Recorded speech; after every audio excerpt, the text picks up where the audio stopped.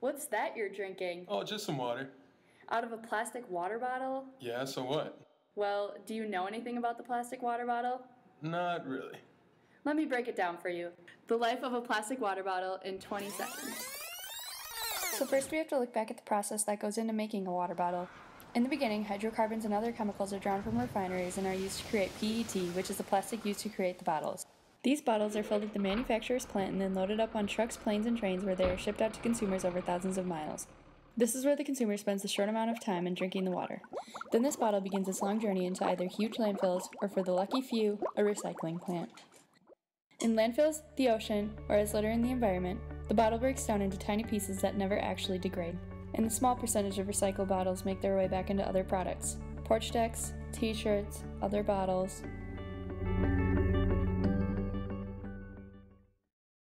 This is This CSS Life. Each month we bring you a theme and different stories based on that theme. I'm Alex. And I'm Ellen. Here at CSS we practice 5 Benedictine values. Today we will focus on one of them, stewardship.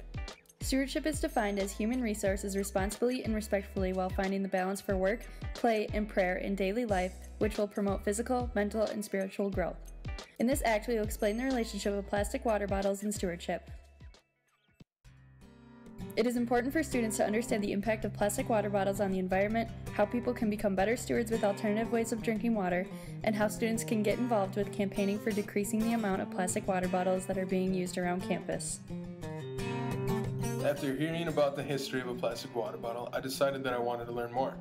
We tracked down Cecilia Malloy, a junior and co-president of Earth Action here at the College of St. Scholastica, to answer some more of our questions. Earth Action is a group on campus that promotes green initiatives, right? Yeah, that's right. Cecilia wanted to be involved in a group on campus and joined the Earth Action group as a freshman. When she discovered the mission of Earth Action, she realized her true passion in life is being a steward of our planet's resources. What made me interested in Earth Action was, as a freshman, I wanted to get involved in a group on campus, and I thought Earth Action was a place to do it. And I'm really excited that I did, because I've learned a lot of stuff, met a lot of good people. Cecilia explains she was motivated to be earth-friendly growing up. Her mom inspired her by doing simple things around the house. She wanted to carry out her passion for the Earth's well-being on her journey here at St. Scholastica. Cecilia made it her goal to change how CSS students and staff view plastic water bottles by making the people here better stewards. She talks about her motivation to accomplish this goal. Pretty much how I was brought up as a kid. My mom has her own garden. We used that. She always brought her own shopping bags when we went shopping. She's always taught me to reuse stuff like Tupperwares instead of plastic bags. And it's always been something that I've been interested in, but I've never really done anything about. So when I got to college, I was like, okay, well, here's a group. Why don't I try something here? Cecilia also mentioned that in 2012, Earth Action tried to ban the use of all plastic water bottles on CSS property. However, the ban did not follow through because of athletic events that required the use of plastic water bottles.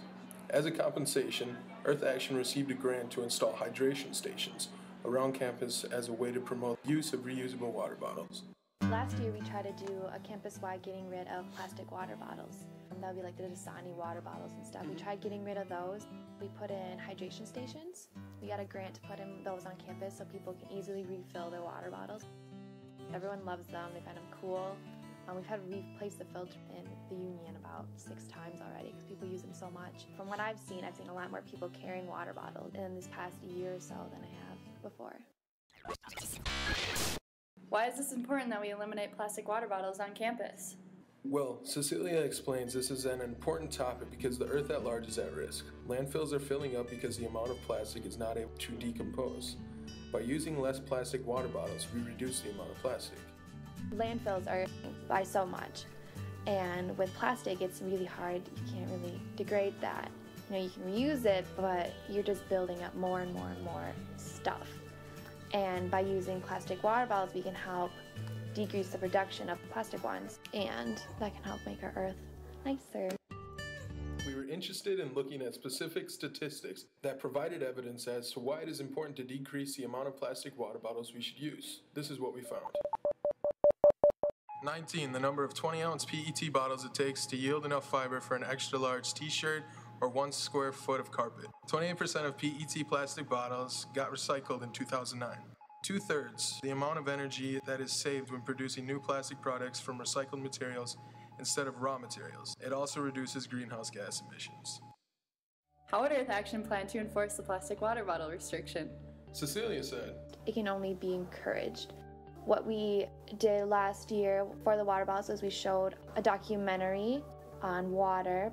The documentary was showing how Nestle, that company, they make their own plastic water bottles and water. And what they do is they take water from already existing like rivers and stuff and kind of drain those. So then land gets really dry and not usable, which people complain about, or they pour toxins into the water, so that destroys the land around it too and destroys people's farms. So we showed that to show that these companies, which are basically putting water that you would already normally drink from a water fountain into a bottle, selling it at a higher rate when it's normally should just be free, and destroying land in the process. So we're trying to show that it's not really safer to do that.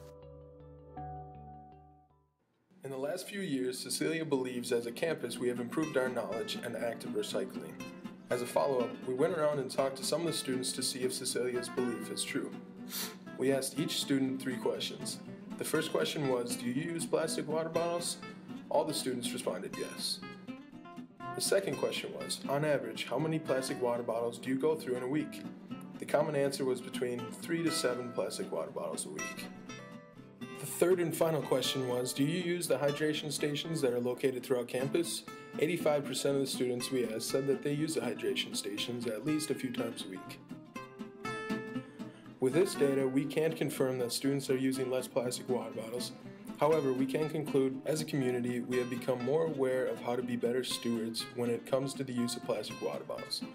For example, using a reusable bottle, taking advantage of the hydration stations, and recycling the plastic water bottles we do use. In my opinion, we are a small population, but we can make a difference here in our community at CSS. If we promote ways of being a better steward and develop good habits here, then we can lead by example in our future environments.